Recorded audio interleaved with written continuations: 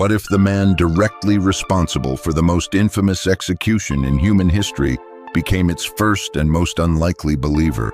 What if the soldier who pierced the side of Christ on the cross was transformed in that very moment from an agent of empire into an apostle of faith?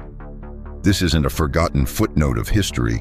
It's a story of radical redemption that challenges everything we think we know about guilt and grace. It's the story of a man who oversaw death and found eternal life. His journey is one of the most powerful testaments to the transformative love that bloomed from the blood-soaked soil of Golgotha. The ending to his story is as shocking as its beginning is brutal, and it holds a profound lesson for every single one of us. Before we uncover this incredible saga, I'd love for you to do something for me. Pause for just a moment and drop a comment below. Let us know where in the world you are listening from and what time it is for you right now. It's a beautiful thing to see how this one story can connect all of us from every corner of the globe, across every time zone. Now let's begin. It was a somber Friday in Jerusalem, a day that would cleave time in two. Above the barren hill known as Golgotha, the place of the skull, a shroud of thick, ominous clouds gathered, mirroring the darkness that was descending upon the hearts of men. At the foot of three freshly erected crosses, a Roman Centurion stood, his armor a dull gray under the bruised ski. His name was Longinus, and he was there to carry out another execution. Just one more crucifixion in a long line of them, a routine task for an officer of the most powerful empire the world had ever known. This time the condemned was a man from Nazareth named Jesus. The centurion's orders were brutally simple: ensure the man dies. And he, a man defined by duty, would see it done. As the 6th hour approached, a preternatural darkness fell, not the gentle fade of twilight, but a heavy, suffocating blanket that smothered the land until the 9th hour. And at that 9th hour, a cry of profound human agony and divine mystery tore through the oppressive silence. Eloi, Eloi, lema sabachthani, which means, my God, why have you forsaken me? Then, after another powerful cry, a final exhalation of breath, a life surrendered. In that precise instant, the world itself seemed to convulse. The great, thick curtain of the temple, a barrier between God and man, was ripped in two from top to bottom, not by human hands, but by an invisible force. And the centurion, Longinus, standing directly before the cross, watching this man breathe his last, felt a tremor run through his very soul. The ground shook beneath his feet, but it was his spirit that was truly quaking. He uttered words that would echo through eternity. Truly, this man was the Son of God. On that day, the destiny of this Roman soldier was irrevocably altered. The man tasked with supervising the death of Jesus was shattered to his core, his entire worldview dismantled in a single afternoon.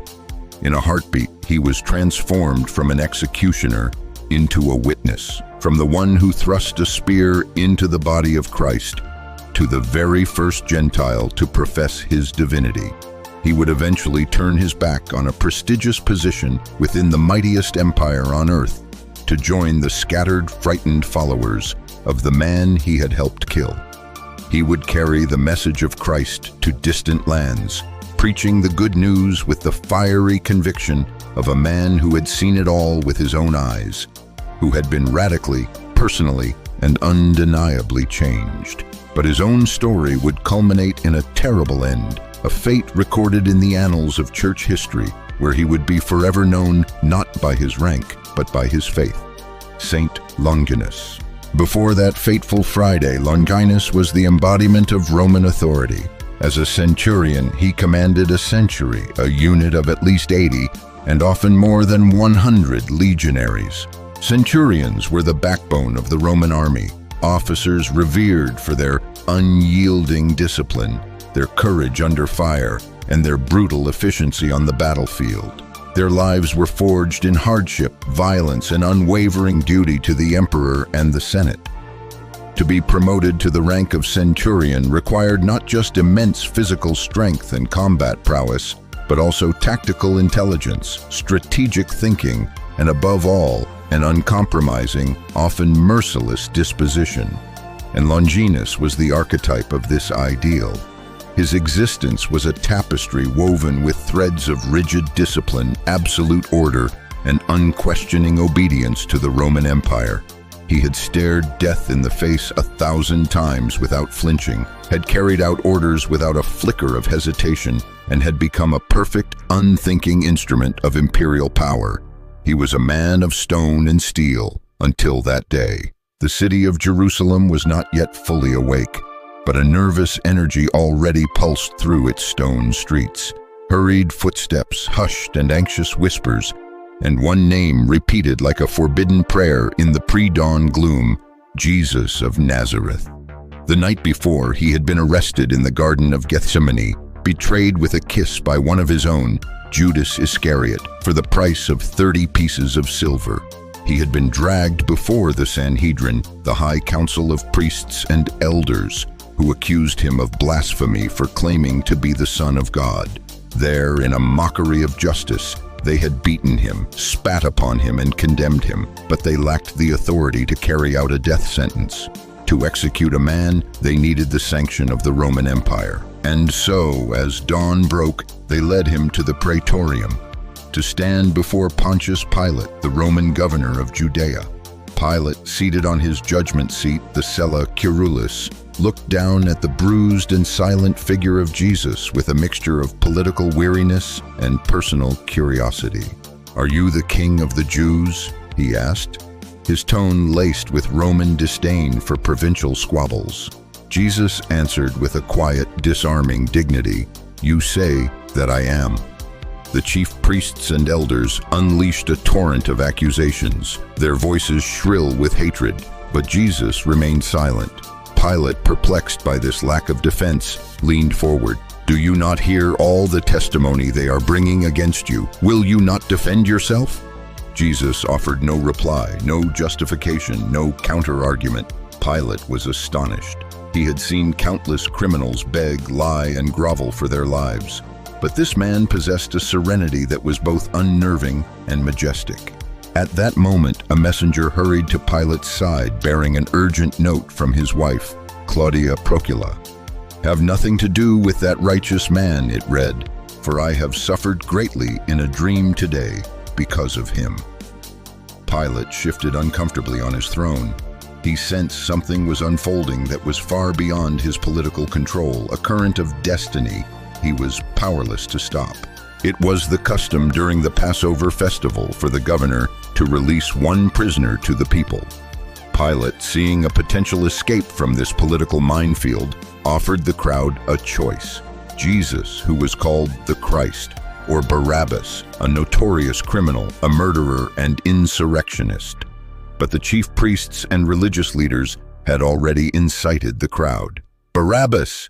Give us Barabbas!" they roared, a single monstrous voice. Pilate, throwing his hands up in exasperation, asked, "Then what shall I do with Jesus who is called the Christ?" The response was a chilling, unified scream, "Crucify him!" The soldiers, in their cruel and casual sport, stripped Jesus of his clothes, bound him tightly to a stone pillar, and began the brutal scourging. The flagrum, a whip of leather thongs embedded with sharp pieces of bone and metal, whistled through the air, landing with sickening thuds. Each lash tore flesh from bone, but still no cry of agony escaped his lips.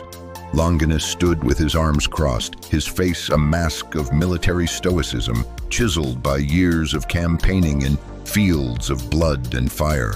But in the depths of his eyes, something was beginning to stir, a flicker of something long dormant.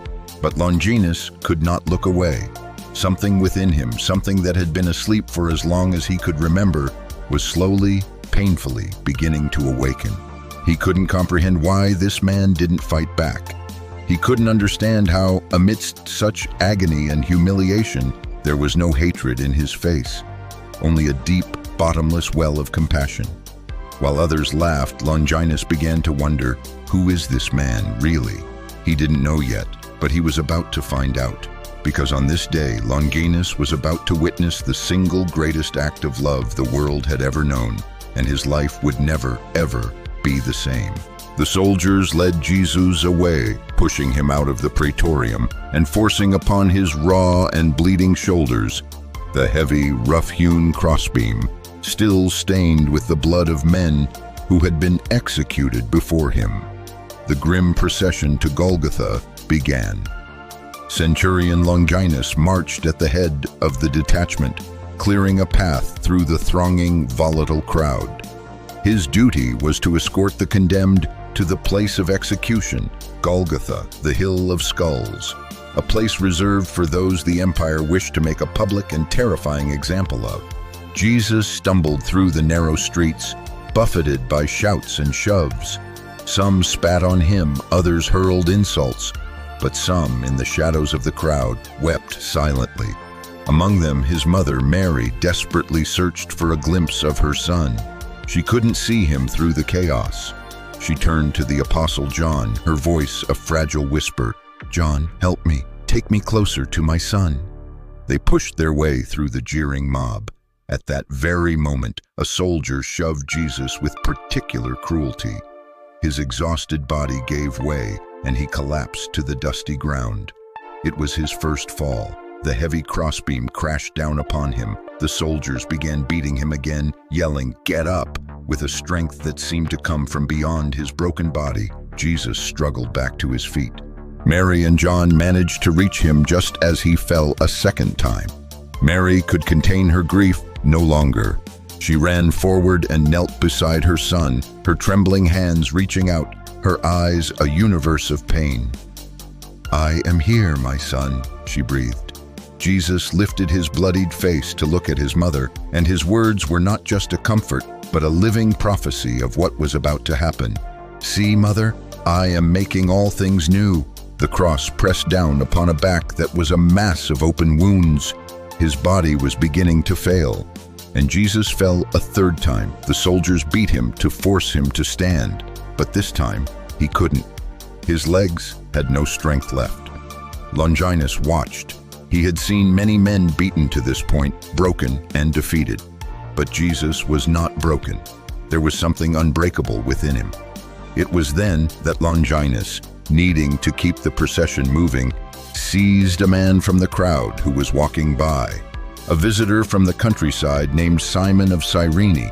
He pointed and gave the order, "You carry his cross." Simon, initially terrified and unwilling, was forced to comply. As he lifted the weight from Jesus's back, Jesus slowly got to his feet.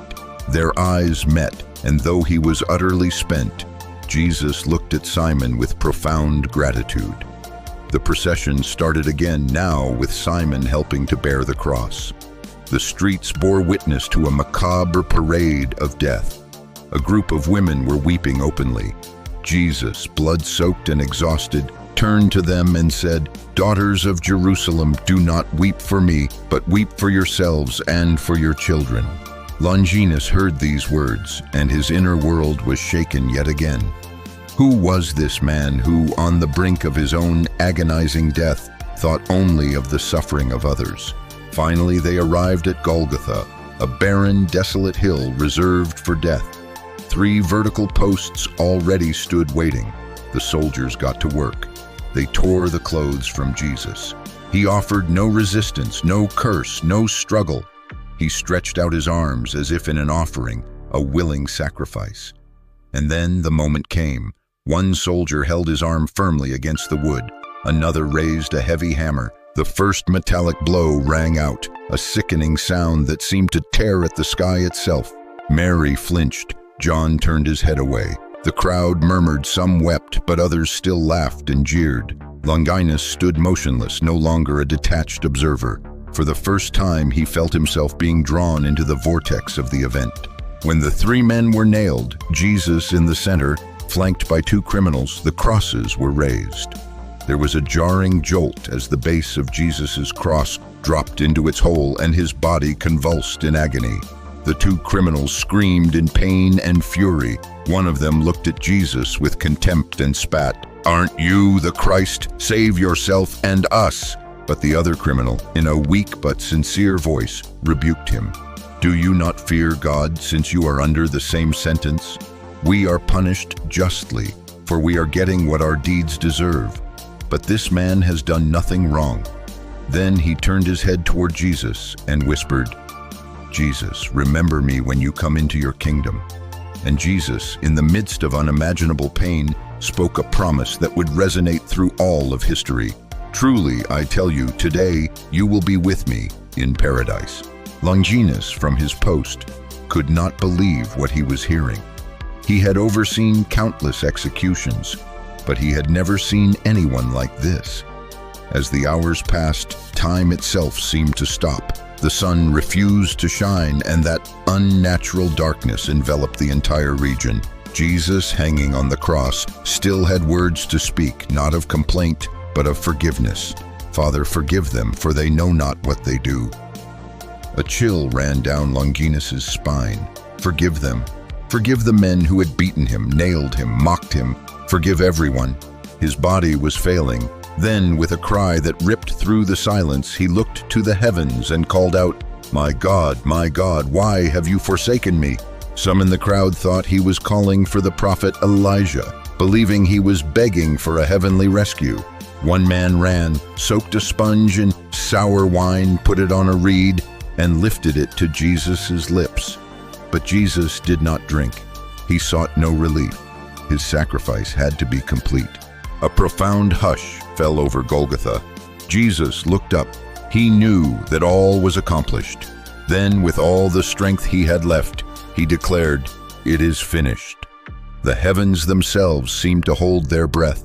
One last time, Jesus looked upward and said, "Father, into your hands I commend my spirit." And with those words, he bowed his head and breathed his last. Suddenly, the earth responded. At that very moment, the ground trembled violently beneath their feet. A powerful earthquake shook Jerusalem. Rocks split apart, tombs were broken open, and in the temple, the massive veil was torn in two, from top to bottom. The crowd fell silent. The faces that had been twisted in mockery were now filled with terror. Many began to beat their chests, a sign of dawning realization of the horror they had just perpetrated. And then Centurion Longinus fell to his knees.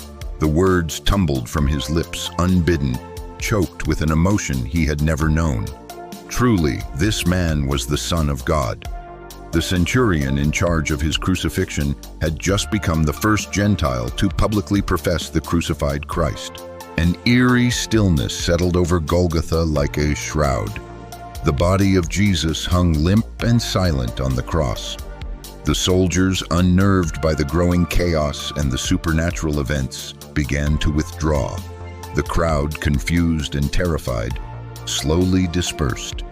It was the day of preparation for the Passover, and according to Jewish law, bodies could not be left on crosses during the Sabbath. So the Jewish leaders went to Pilate and asked him to order the legs of the condemned men to be broken to hasten their deaths. And immediately blood and water flowed out. The Apostle John, who was there, would later write with solemn gravity, "He who saw it has borne witness, and his testimony is true." Longinus stared at the wound, at his spear, now stained with that pure, sacred flow. Without knowing it, he had just fulfilled an ancient prophecy. They will look upon him whom they have pierced. It was a symbol of immense power, blood for redemption, water for purification. And then, according to a powerful and enduring tradition, something miraculous happened. That flow of blood and water cascaded down, and some of it fell upon Longinus's face. For years he had been suffering from an ailment of the eyes that was causing his vision to fail. But when those drops of sacred blood and water touched his eyes, his sight was instantly and perfectly restored. He could see with a clarity he hadn't known in years, not just with his physical eyes, but with the eyes of his soul.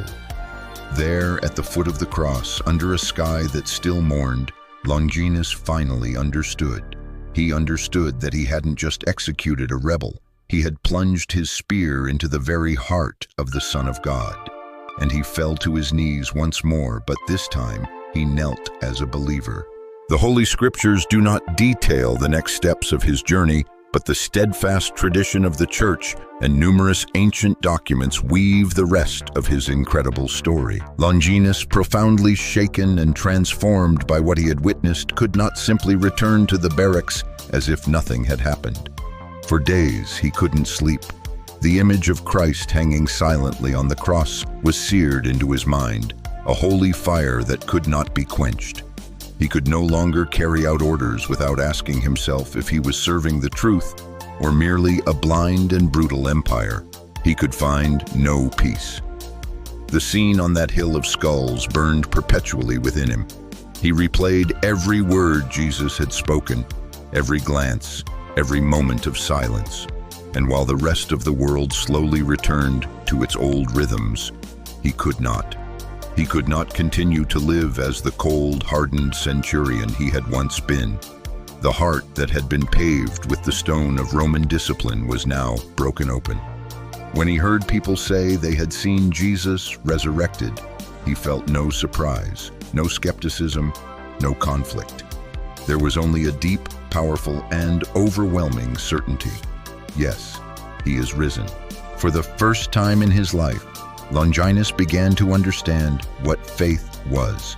For the first time, he understood the true meaning of the cross, the value of forgiveness, and the infinite power of salvation. At last, he understood, and he gave up everything. He unbuckled his armor, returned his sword, and without a single look back, he deserted the Roman legions to begin his journey of faith. He sought out the disciples, the very men who had followed Jesus. He learned from them, listening intently to their stories about the Master whom he himself had helped to kill. And the name Longinus began to be spoken among the first believers. From an officer who once led men in the name of the emperor, he now walked barefoot, his heart ablaze, proclaiming the king he had helped to crucify. For years he traveled through the regions of Cappadocia and Caesarea, in what is now modern-day Turkey, preaching about the one he had crucified. "I saw him die," he would often say, "but in his death I found my life." His testimony was electrifying, not based on philosophy or theory. He wasn't preaching from a book, he was preaching from his experience. He was there, he saw, he felt, and that raw truth moved the hearts of men. From a man who carried a sword, he now carried the word of God. From one who pierced, he became one who healed. But Rome does not forgive those who abandon its power. He was hunted, captured, interrogated, tortured, and threatened with death. They promised him freedom if he would only deny Christ. But Longinus, with the unshakable peace of a man who has met the truth, responded only with faith. He was condemned. The very empire that had trained him to be a warrior now sentenced him to die as a traitor. They led him out of the city to a desolate hill, and there he was beheaded. But he did not tremble. He did not bow his head in fear. He died as he had seen Jesus die, with his eyes turned toward heaven, trusting in the Father. Perhaps the true greatness of Saint Longinus is not that he was a formidable warrior, but that he had the courage to lay down his spear. He dared to look up at the one he had crucified, not with his physical eyes, but with a heart that had been broken open by grace. He teaches us a simple but powerful lesson. No one is too far for God to reach. No one is too lost to be found. No past is too dark to be redeemed. Whether you carry the weight of your own mistakes, your wounds, or a past you wish you could forget, you too can be transformed. Because from the pierced side of Jesus Christ, that same blood and water continue to flow today, to heal, to cleanse, and to invite. Saint Longinus traveled from being a cold instrument of orders to a living witness of mercy. And so can you. You may have turned your back on God, felt your faith grow cold, or been filled with doubt. But today, you still have time to turn back, to look upon the cross, and to say, "Lord, remember me."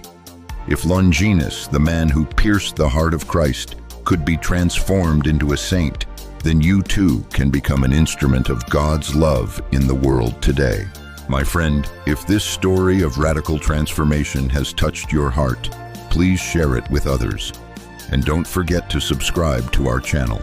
Each week, we journey together into the lives of the saints, not just to admire them from a distance, but to learn how to live as they did in the midst of our ordinary lives. May God bless you, and always remember, the door of mercy is always open, even for the one holding the spear, if only he has the courage to kneel.